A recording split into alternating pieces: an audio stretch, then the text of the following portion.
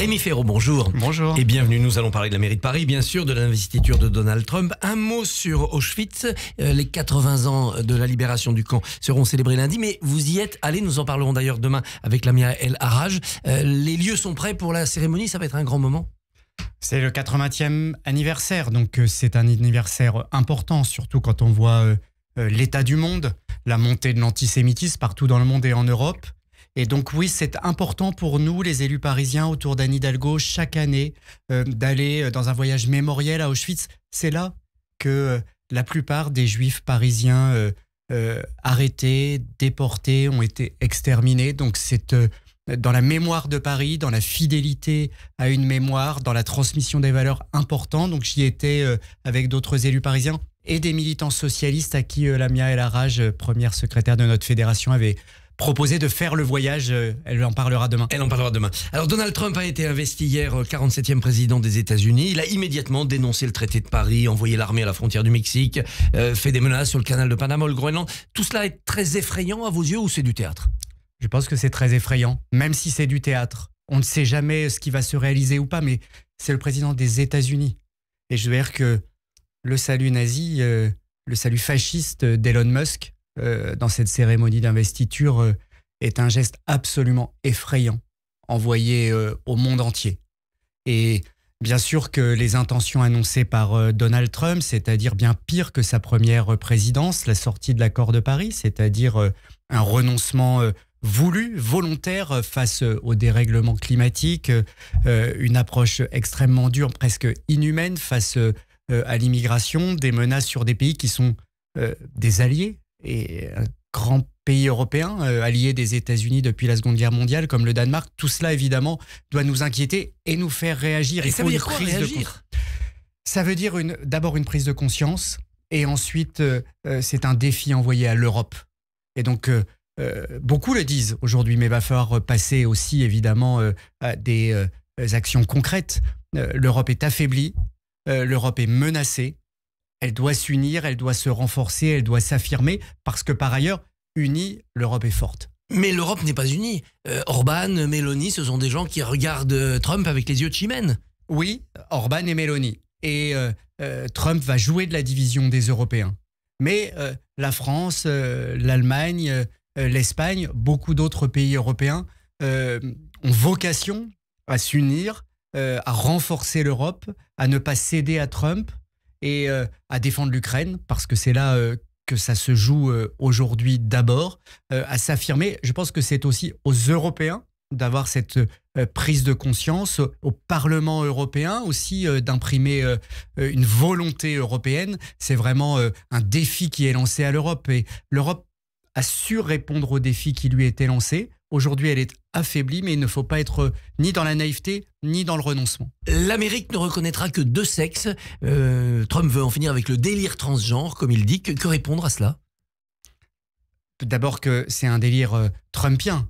Beaucoup de sa campagne s'est jouée là-dessus, sur des fake news. Kamala Harris a été accusée de choses dont elle n'a même jamais parlé dans ses meetings, dans ses interviews. Donc on est à l'ère de la post-vérité, des fausses informations. Le réseau social Twitter, X, les a beaucoup relayées, Fox News aussi. On est dans un moment où la démocratie va mal, où ce moment est inquiétant, et où les ennemis de la démocratie utilisent les outils de la démocratie pour les retourner contre elle. C'est à cela que nous devons réfléchir pour pouvoir y répondre efficacement. C'est un défi envoyé aux démocrates, aux humanistes, et ce délire, cette obsession transphobe, cette après dérive aussi masculiniste, une des marques de cette extrême droite mondiale dont Trump est aujourd'hui le symbole, bien sûr. Alors la démocratie chez nous, ce sont les municipales. Elles se tiendront l'année prochaine. Vous êtes donc le candidat désigné pour succéder à Anne Hidalgo. Yannick Jadot se lance dans la course. Ça, c'est nouveau depuis hier. Est-ce que sa notoriété vous inquiète ? C'est un présidentiable, il est connu. Oui, mais je ne pense pas que ça se joue à la notoriété, donc ça ne m'inquiète pas. D'abord, Yannick Jadot, c'est un homme de qualité. Il était sur la liste que je conduisais aux élections sénatoriales en 2023 à Paris, et il a été élu. Il choisit aujourd'hui de se lancer dans la course à l'investiture chez les Verts. C'est un 5e candidat vert dans les candidats verts possibles.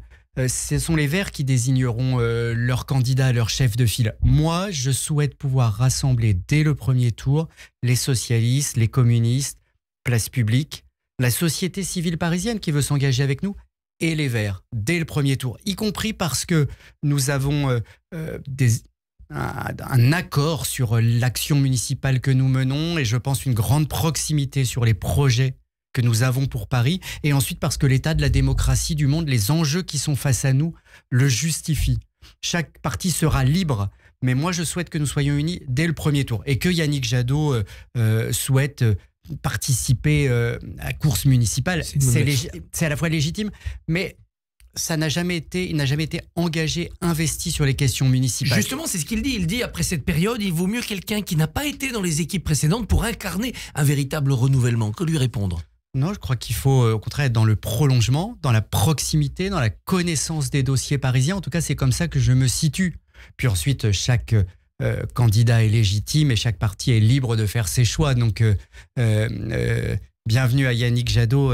Voilà, dans le débat. Voilà. Certains disent, oh, mais tout ça, c'est une manœuvre d'Anne Hidalgo parce qu'elle prépare Jadot au cas où ça tourne mal dans la primaire socialiste. Pur fantasme. Oui, pur fantasme. J'ai compris que beaucoup voulaient faire parler Anne Hidalgo à sa place. Elle a exprimé son soutien très clair à ma candidature. Et ceux qui racontent autre chose sont dans l'intox. Ça fait peut-être partie de la vie politique, mais c'est dommage. Aussi. Alors, on devait voter le 13 mars pour désigner le candidat. Les militants PS devaient voter. Ça sera plus tard, finalement ?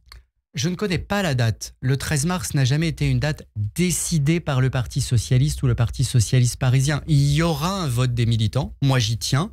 Ce sont les procédures démocratiques du Parti socialiste, elles sont précieuses, mais la date n'a pas à être décidée par un candidat ou un autre, elle a à être décidée par le Parti socialiste parisien dans un cadre des règles nationales du Parti socialiste. Donc je ne sais pas quand aura lieu ce vote, mais je sais qu'il aura lieu. 2 millions de Parisiens, combien de militants vont choisir leur candidat ? Combien vont voter ? Vous êtes 1500, 2000, 3000 ? Un peu plus de 3000. Et j'espère que la plupart d'entre eux participeront à ce choix qui est important de celle d'entre nous qui incarnera, qui portera notre ambition municipale pour le prochain mandat à Paris. La primaire, ça investit, ça incarne, mais parfois aussi ça divise. Est-ce que vous continuez à demander à Emmanuel Grégoire de se retirer de la course pour qu'il y ait un vote plus unanime ?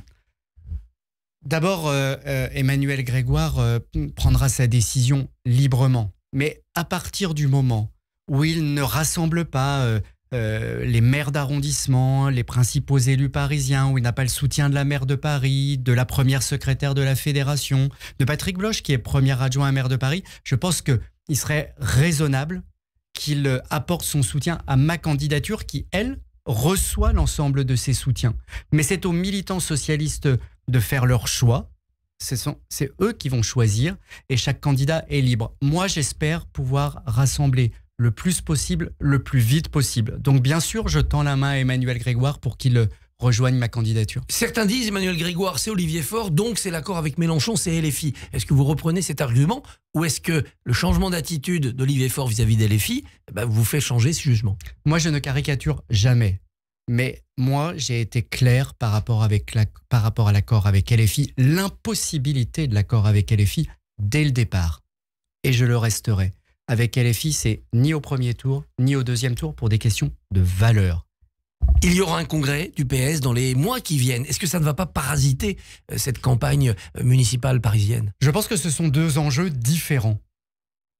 Et ça doit être deux enjeux différents. Pour gagner à Paris, il faut que ce soit l'affaire des socialistes parisiens et non pas un jeu d'appareil entre dirigeants nationaux. Il faut laisser les socialistes parisiens libres de conduire les élections municipales à Paris. C'est une des conditions de notre victoire. Quelle sera, si vous êtes désigné candidat, la priorité de votre campagne, de votre engagement ? C'est la vie quotidienne, ce sont les grands travaux. Qu'est-ce qui va motiver votre candidature ? Il y a des ambitions que nous devons continuer d'avoir avec de nouvelles propositions sur l'écologie, sur la solidarité, sur la démocratie.